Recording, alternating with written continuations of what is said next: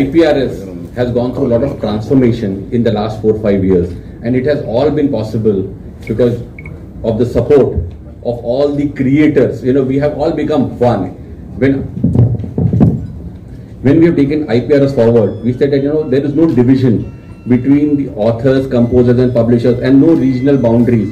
When IPRS works, we work for all our members all across India. That is why when we started the campaign, we said that let us start it with Tamil from the region Tamil Nadu, because it is the fulcrum of all languages. What we say, believe here, that Tamil was started the most priority language after along with Sanskrit. So we said that we should start our journey for education, engaging with our members from Tamil Nadu, so that we can take it all across after this.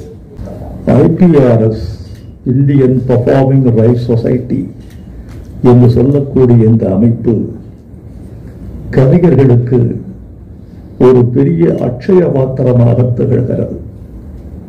அதையெல்லாம் விட கலைஞர்களுக்கு ஒரு வழக்கறிஞராக செயல்பட்டு வருகிறது.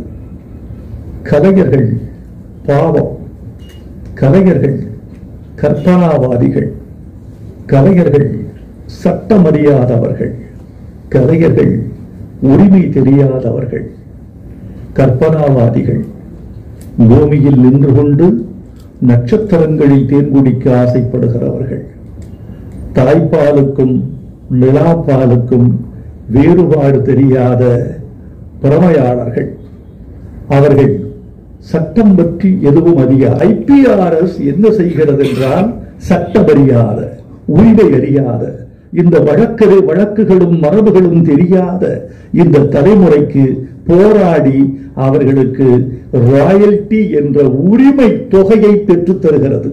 I'm very happy to be here for the Learn and Earn series of workshops. This is the first of its kind of a workshop of such a big scale, which is a multi-city full-day program where IPRS members are invited to learn about the craft and to understand how to earn more royalties. So the entire program is with various sections. We are going to talk about what is copyright, we are going to talk about the copyright law, we are going to talk about YouTube and how to generate more royalties from there, how the YouTube system works. We are going to talk about IPRS, how IPRS functions, where it collects the revenues from, how it gives out the revenue.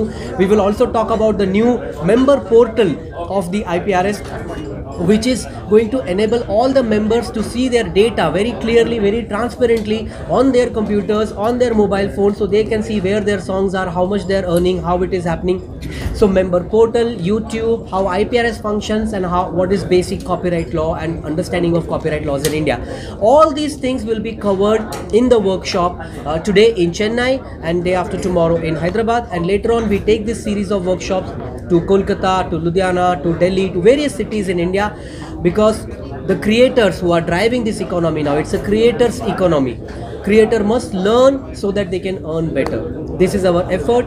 This is a part of our diversity and inclusion program, which is a very big initiative by our chairman Shri Javed Akhtar Saab. He is very keen that IPRS should become the most transparent and the most inclusive body of copyright collection, of royalty collection in India, and it should become the voice of all the creators who create music.